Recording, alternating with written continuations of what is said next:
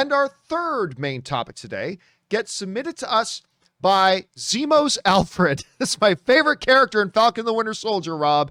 Zemo's Alfred. Zemo's Alfred writes, "Hey, John.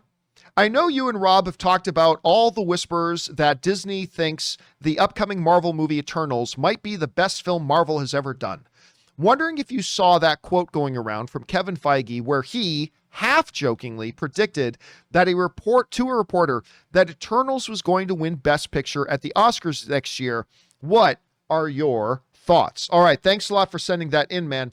And yes, listen, for a number of months now, there have been a bunch of people online, but I can attribute this, I can also contest to this myself. There have been a bunch of people online talking about there are whispers coming out of Disney that they are absolutely floored by Eternals. Just floored with what they got out of it. I myself have told you on this show, I know somebody closely connected to the situation that says they believe it is the best movie Marvel has ever made. Now, remember, that's just the opinion of one person. Just because this person thinks it's the best movie they ever made, that doesn't necessarily mean I'm going to think that or that you're going to think that. But still, you compound that, Rob, with all the positive praise and adulation we've been hearing in the press about it, all these whispers we're hearing that people saying that they've got contacts, saying that like the Marvel execs are just floored with what they got from Eternals. Doofus like me telling you, I happen to know somebody inside the situation who thinks it's the best movie Marvel's ever done, which again, I don't know if I'm going to think that once I see it, but it's what they think. Then hot on the heels of that, Rob, we've got Kevin Feige, High Lord Guru of all things Marvel. And he said something kind of funny. There was a reporter asking him, kind of speculating about the future of different things coming from Marvel. And Kevin Feige said the following. He said, "I'm excited to answer your questions about the future. I'd also like to give you a few quotes about when Eternals wins Best Picture and when Avengers 5 is the biggest movie of all time. So let's bank those quotes as well." Again, let's read this again. "I'm excited to answer your questions about the future. I'd also like to give you a few quotes about when Eternals wins Best Picture and when Avengers 5 is the biggest movie of all time. So let's bank those quotes as well." That comes to us from Kevin Feige. And by the way, Rampage Predacon sends in a super chat badge in the live chat. Thank you, Rampage. All right. Couple things to note here. Is he joking when he talks about this? Obviously, there's a bit of jest in here, but there's some seriousness under the jest. Rob, are there a lot of people who doubt? Is it just ridiculous to think Avengers 5, whenever that comes, won't become the biggest box office movie of all time? Is there anybody seriously putting money betting against that? Obviously, that's a very strong possibility that whenever they get around to doing Avengers 5, when Robert Downey Jr. and Chris Evans are both back, I'm not, but I'm just saying, is there anybody willing to put up serious money that it won't become the biggest movie of all time? And by the way, Marie Seifring also sends in a super chat badge in the live chat. Thank you, Marie. So there's that. Also, Kevin Feige could have pulled any of the movies they're working on out of his hat. He didn't say, ask me when Black Widow wins Best Picture at the Academy Awards. He didn't say, ask me when Shang-Chi wins Best Picture at the Academy Awards next year. He didn't say, ask me when Spider-Man No Way Home wins the Academy Award at next year's Oscars. He specifically said, ask me when Eternals wins Best Picture at the Academy Awards next year. Compounded on that, Rob, we now know something that we didn't know before. That this is a film that is being guided, steered, run by, and told by the reigning, defending, undisputed heavyweight director champion of the year right now. We've got Chloe Zhao, who just won Best Director at the Academy Awards, who just won Best Picture at the Academy Awards, who is the hottest name in Hollywood at this particular moment. She's directing this thing. Rob, when you put all of that together, And you understand that last year, a comic book movie won one of the top prizes of the Academy Awards, with Joaquin Phoenix winning Best Actor at the Academy Awards for his role in Joker. When you understand that we've had an MCU movie nominated for Best Picture at the Academy Awards. When you understand that one of the top prizes, Best Screenplay, got nominated, a comic book movie, Logan, got nominated for one of those top awards. And now we have this going on, that we're hearing Marvel say this is the best picture they've ever done. We're hearing, all this kind of stuff. We've got the reigning director of the year is directing this thing.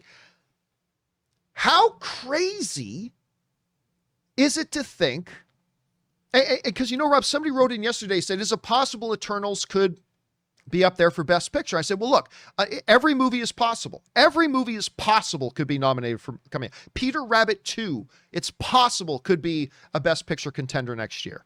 Absolutely. So we got to wait till we see it. So obviously we're all just sitting in a pure realm of speculation right now. But in that speculation, having not seen a single frame of this movie yet, which we could all change our tune once we do, but understanding all these circumstances, and now Kevin Feige coming out and saying something like this, how crazy is it to think that this Eternals movie, once we get 10 nominees next year, could be one of those films nominated, maybe even win a Best Picture next year? Obviously, Rob, understanding it's all pure speculation right now. We haven't seen a single frame. But I don't know. What are you thinking about that right now? Well, it's funny you ask me this, John, because I think about the Marvel Cinematic Universe. We have seen them reworking genre tropes. Captain America the Winter Soldier harks back to a 70s conspiracy thriller. They even had Robert Redford, who was, of course, in movies like 3 Days of the Condor and All the President's Men. They even cast him in that movie. Terrific. Peyton Reed comes in and does Ant-Man. It's a heist movie. They've got the ensemble film, whatever you want to call it. The one genre of film that Marvel has not done is the Oscar bait movie, John. Because no one ever thought that superheroes or comic book movies could ever be Oscar bait. But Black Panther, Joker, we're moving up to these things. And we know Kevin Feige bought into Chloe Zhao as the director because she pitched something that blew them away, her approach. And obviously, I think she's like this stealth, kind of an unknown figure up until about a year ago when she got all this Oscar buzz. She's winning all these awards. Can you imagine the woman who made Nomadland, and you adore the film? Love it. Coming in, love that movie, and pitching Eternals. Her pitch had to have been so different from every other filmmaker that's worked in the MCU, because she saw what you want from a filmmaker. She came at it, I'm sure, and I have no knowledge of this, from a direction they probably hadn't considered. And Kevin Feige was like, because Kevin Feige knows all. And he's like, I'm going to go with her because I've already made 23 movies that have become the highest grossing. I'm already the most successful producer in Hollywood. But you know what? You know what I haven't done? I haven't made an Oscar bait movie.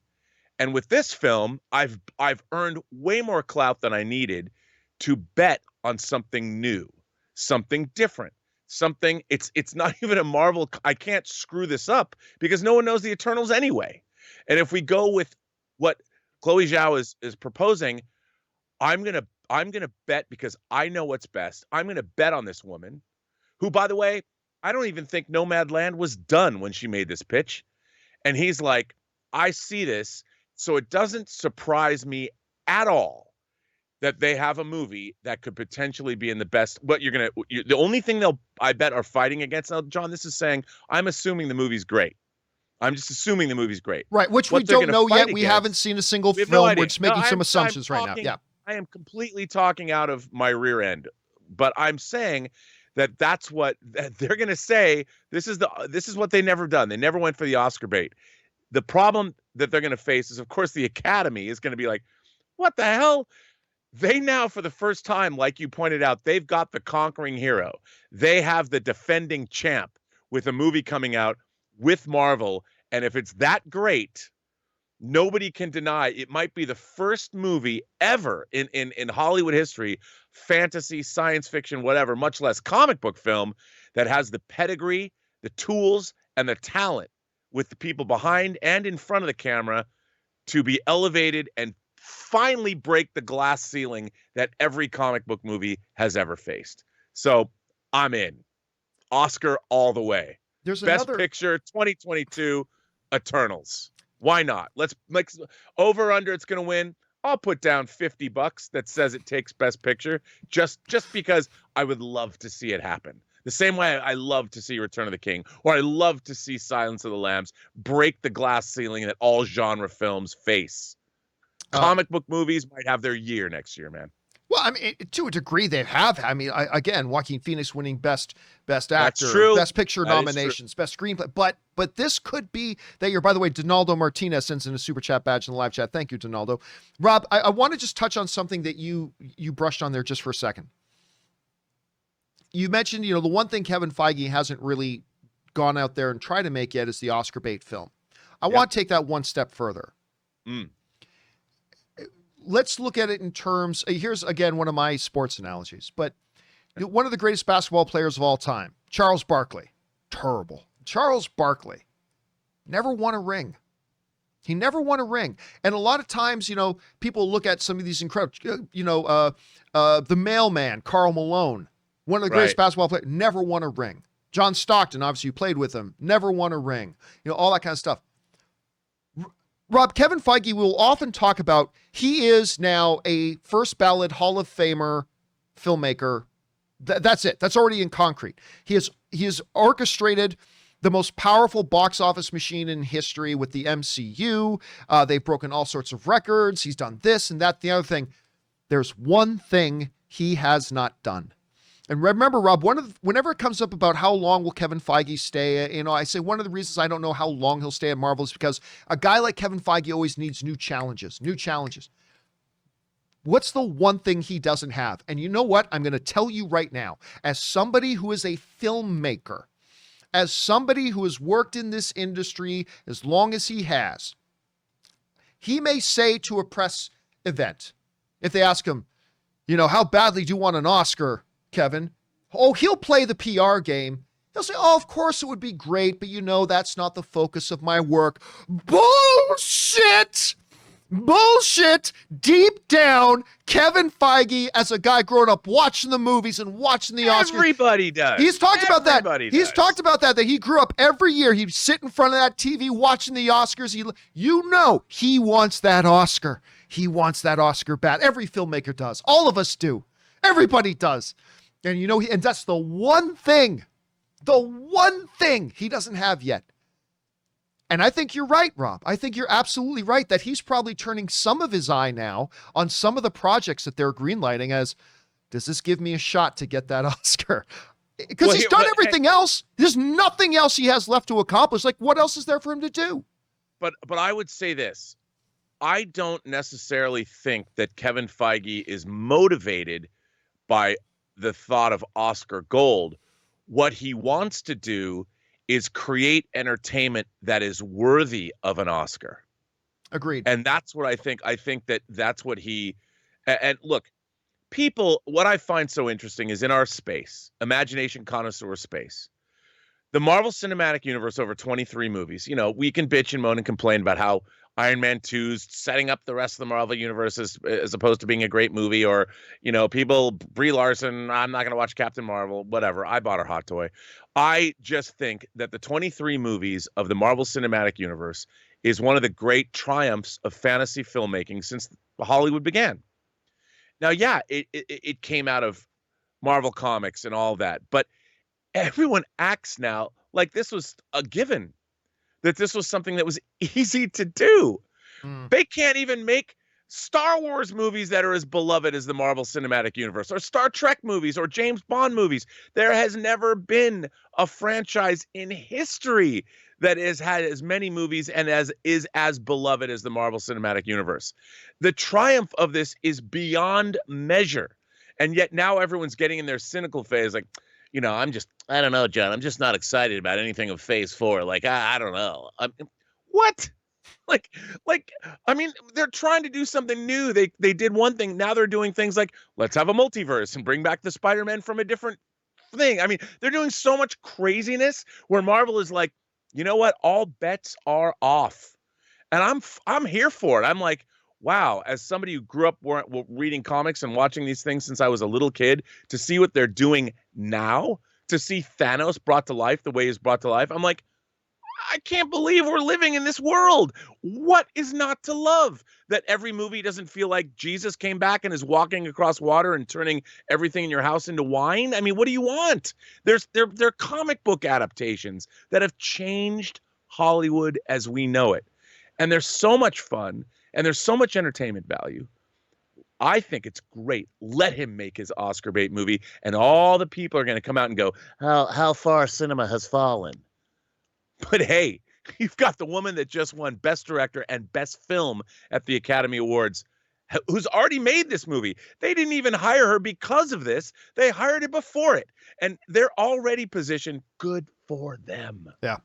Yeah, they really are. And anyway, guys, a lot of people are going to say, and people are saying like, oh, well, Kevin Feige was joking when he said Eternals. Oh, okay, maybe he phrased it as a joke.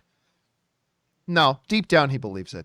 Deep down he believes it, and that's why. And look, he also knows what he's fighting.